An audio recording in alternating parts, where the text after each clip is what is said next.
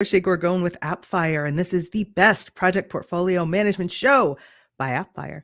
Today, we're going to talk about how using common terminology can improve project outcomes. And to help us with that is Michelle Bartonico, a senior strategist and project manager at Trinity University. She's a certified project management professional, completed the Google Project Management Program and the Search Engine Optimization Specialization from UC Davis, continuing in professional education. I feel like I should get a gold star for saying that. So stick around for 10 minutes of project management awesome. Appfire Presents, the best project portfolio management show by Appfire. Michelle, thanks so much for joining us again. How can using common terminology improve my project outcomes? Like, for one thing, what do we even mean by common terminology? Is it like just words that everybody knows, or what is it? Well, the first thing is assuming that they are words everyone knows is not a good strategy because depending on which project team you're working on or what industry, a word or a phrase or a term that you use might be interpreted very differently. So if you think about if you are on a marketing team, if you're saying, well, we're going to go into the design phase, what does that mean? What are you going to produce at the end of the design phase? Versus if you're on a team in facilities or construction, design might actually mean I'm going to create architectural renderings, I'm going to have a blueprint, I'm going to have other things that come with that as a deliverable. And so managing expectations is really important. And that is a reason why you want to have that common terminology. And it will improve your project outcome because ultimately what you're doing is you're managing expectations.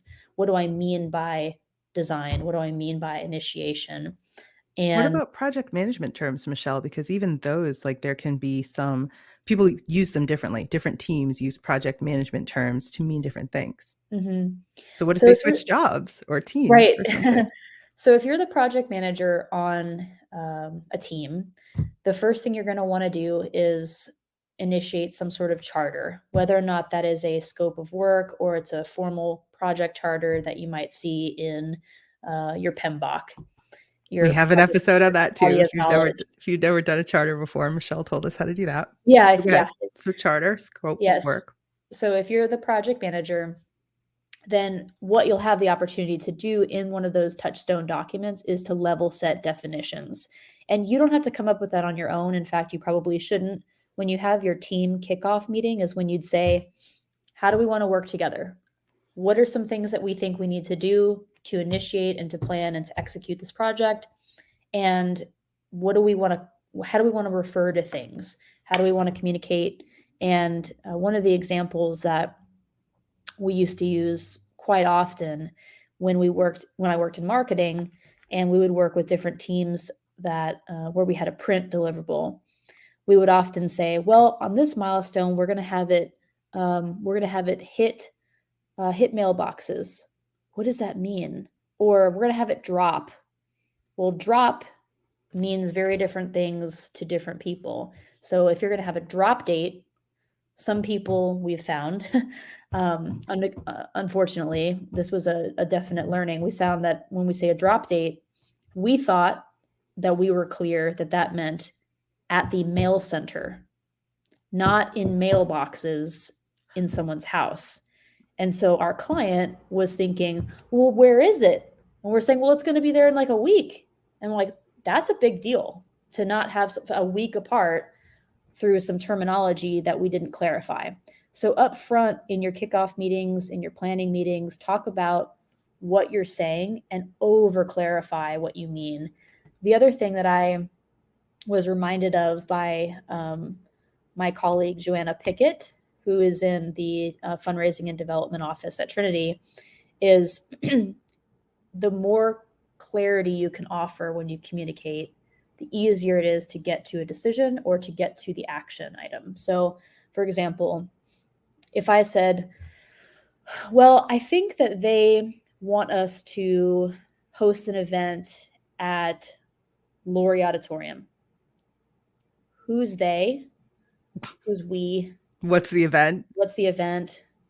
Rather than, for example, Michelle and Kerry believe that the event on blank should be hosted on August 31st in Laurie Auditorium. And also, we think it should be a mom prom for new mom, because I would go to that.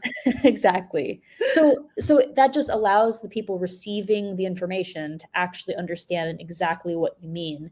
And if they have clarifying questions, they can ask you very specifically, as opposed to oftentimes, especially if you are a less senior member of a team, sometimes you're a little shy about asking for clarification. Sometimes you don't want to say, I don't know that I know what that means. Who's they? I'm not going to ask that question, right?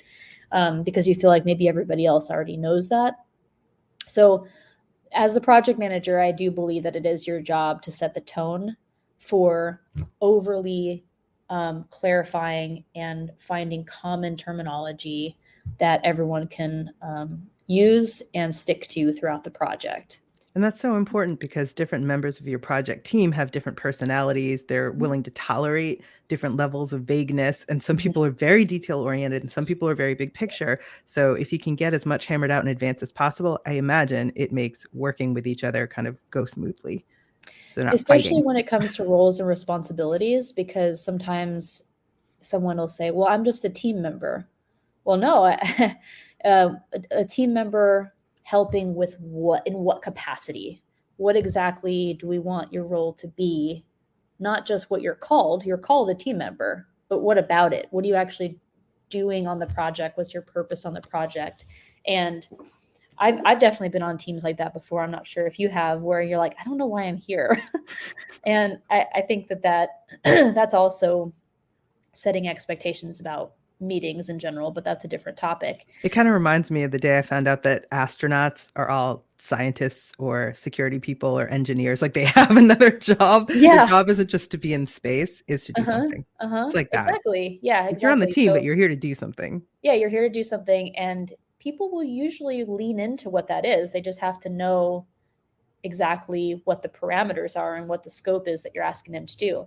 And usually people want to come to the table prepared and they want to be able to knock it out of the park. So again, just being really clear and encouraging your team through some guiding principles by saying, hey, we're going to be open and we're going to ask questions early and often. So if you don't know, just ask. Don't worry about it. We're going to have a safe space for you to seek clarification. Is there a common terminology that you can kind of start from, like a uniform set of definitions that you can use, or do you have to write your own? You definitely have a common set of terminology that you can start with and then adapt it from there, depending on who you're working with and what their comfort level is. So the PMBOK, the project management body of knowledge, is definitely the place that I would start. And that's just because depending on who you're working with as a project manager, their comfort level might be kind of a from the book to start with. And you want to at least be at their level first. And part of that is because at some level, using the right terminology, like literally the correct terminology, will help you gain some clout. And then if you need to adjust for your team, you can do that. But if you throw around words like, we're going to initiate this project, but really you mean we're going to plan for execution, you're not managing the expectations of somebody who might say, well, we already have the charter and we already did this and I already have the sponsor bought in. So what else are we initiating? So it just causes confusion early on. How often do you need to refresh?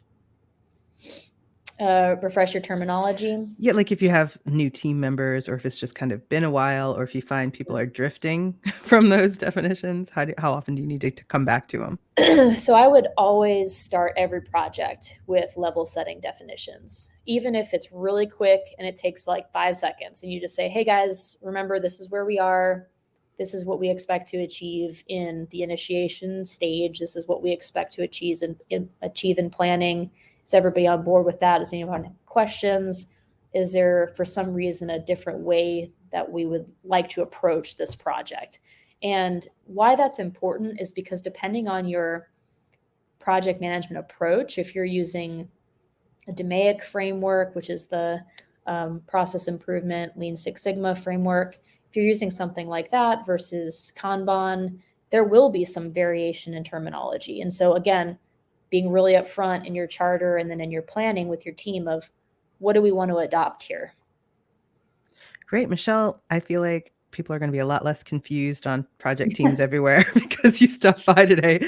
Thank you so much for that. If you would Thanks for like having me. to find more episodes, some of which feature Michelle Bartonico as well, including our Project Charter episode, you can find them at hub.appfire.com. We put out new best project portfolio management shows fairly frequently. So come on by and check it out. We'll see you next time.